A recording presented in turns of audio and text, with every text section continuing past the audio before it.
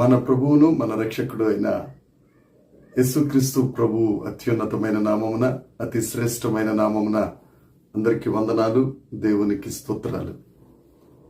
ప్రాణప్రియుడు, మన రక్షకుడు, మన దేవుడు రాత్రి సమయంలో మంచి నిద్రనిచ్చి ఎందరికో లేని గొప్ప భాగ్యాన్ని దేవుడు మనకు అనుగ్రహించినందుకై సమస్త మహిమ, ఘనత, ప్రభావములు యేసుక్రీస్తు ప్రభువుకే చెల్లునుగాక. ఆ దేవుడు మనకిస్తున్న ఊపిరే గొప్ప బహుమానం.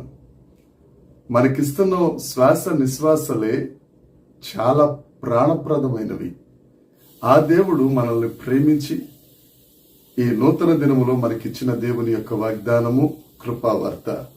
ద్వితీయోపదేశ కాండము 33వ అధ్యాయము 12వ వచనం.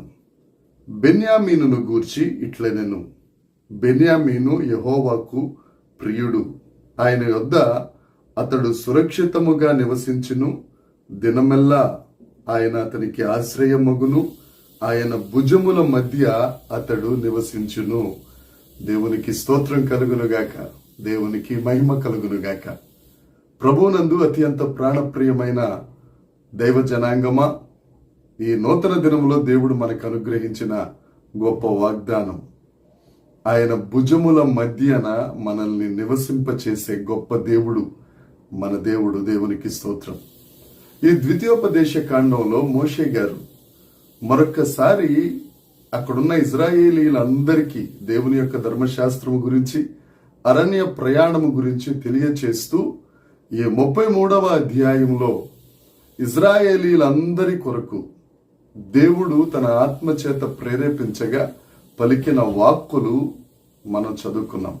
ఈ 33వ అధ్యాయంలో మోషే గారు రూబేనును, యూదాను, లేవీని ఆశీర్వదిస్తూ అలాగే బెన్యామీనును గురించి కూడా ఆశీర్వచనాలు పలికారు. మోషే దైవజనుడు, మోషే ప్రవక్త, మోషే దేవుని ఆత్మ చేత నడిపించబడేవాడు.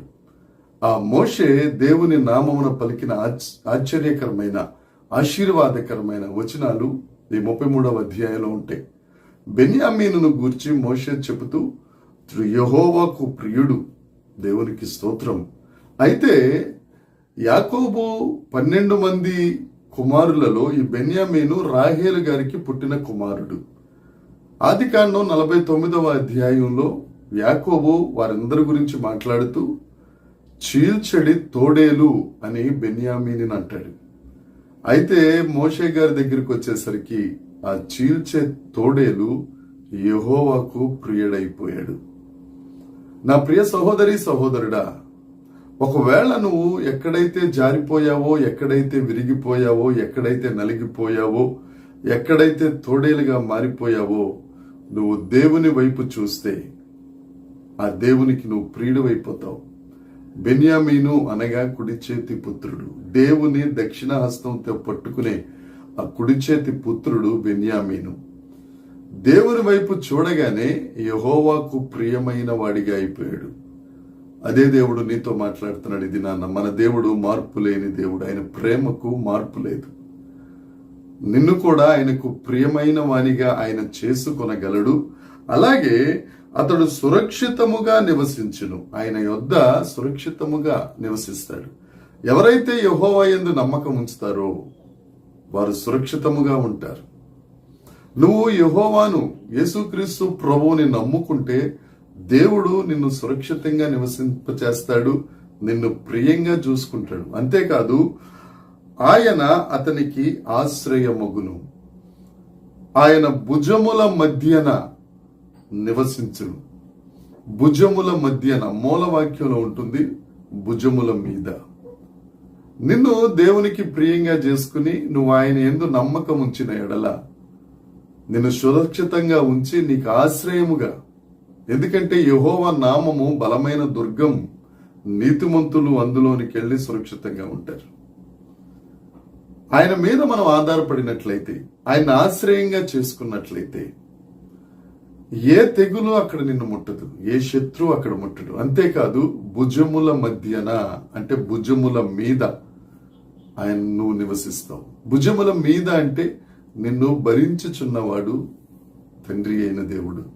నీ భారమును భరించుచున్నవాడు, నీ ఇబ్బందులను, నీ రోగములను, నీ రకరకాల పరిస్థితులన్నిటినీ భరించేవాడు ఆయన.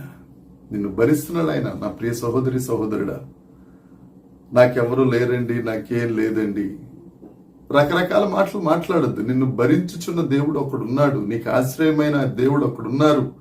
ఆయన నిన్ను సురక్షితంగా ఉంచుతారు. నువ్వు ఆయనకు ప్రియుడవు. నీ కొరకు ఆయన ప్రాణం పెట్టాడు. ఆయన ఆఖరి రక్తపు బొట్టు వరకు నీ కొరకు రక్తం చెందించిన దేవుడు ఆయన.